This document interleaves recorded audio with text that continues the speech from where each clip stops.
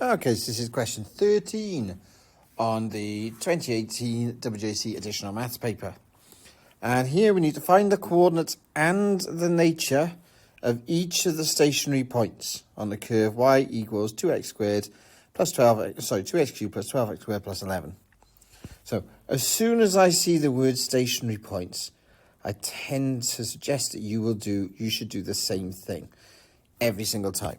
So I'm going to write down my value of y, which is 2x cubed plus 12x squared plus 11. Then I'm going to write down my value of dy by dx, which is 2 lots of 3x squared, so that's 6x squared, plus 12 lots of 2x, so 24x, and then the 11 differentiates to 0. And then I'm going to have my second derivative, so d2y by dx squared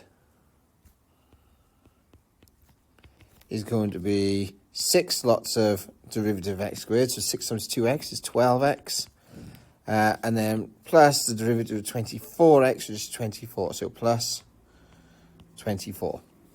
I'm just going to stick these away in a little box for when I need them. So they're there. Okay, so what I know is that a curve is stationary when dy by dx is 0.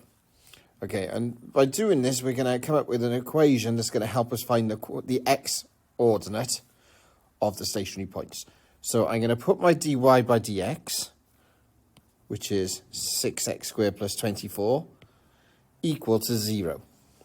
So I get 6x squared plus 24x equals 0. Now I can divide everything by 6. That'll make things a little bit easier. X squared plus 4x is 0, so that's just dividing by 6. And then I can take x out as a factor. So x lot of x plus 4 is 0. So now we have a multiplication that gives us 0. So either the x is 0, so we'll have 0 multiplied by something, will be 0, or the x plus 4 is 0, in which case we've got something times by 0, which will equal 0.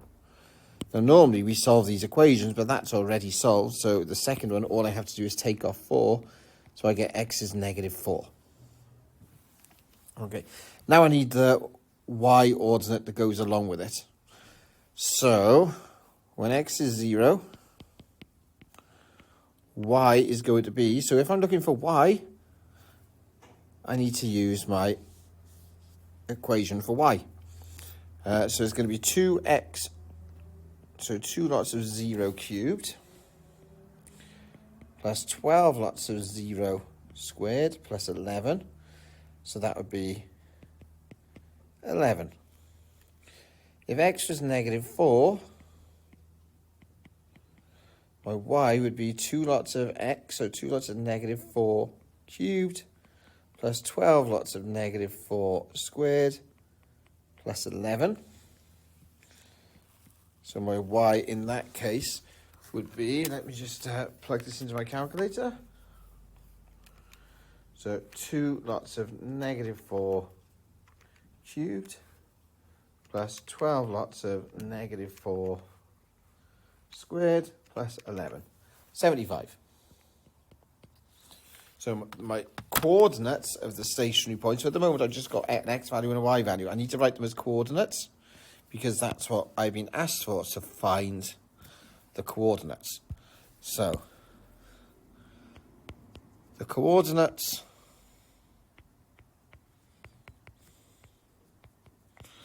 of the stationary points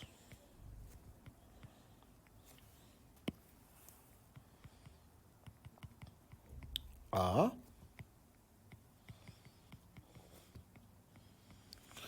we have 0, 11, and we have negative 4, 75. Okay, so now that's the coordinate part done. Now we need to work out the nature of the roots. So to work out the nature, I'm going to use the second derivative. So if I take 0, 11, then my second derivative, let's just show what that is. So the second derivative is 12x plus 24. So that's going to be 12 lots of x, which is 0, plus 24. Let me just double check it was a plus, yeah. So plus 24, which is 24. Okay, now we need to state something important. So 24 is greater than 0. It's positive. So the second derivative talks about the rate of change of the gradient. So that means the gradient is becoming more and more positive as we go along. So if it's becoming more and more positive, it could have started off being negative, look. And then the shallower it gets, it means it's getting less negative or more positive until it gets to 0 and then starts becoming positive and positive and positive and positive.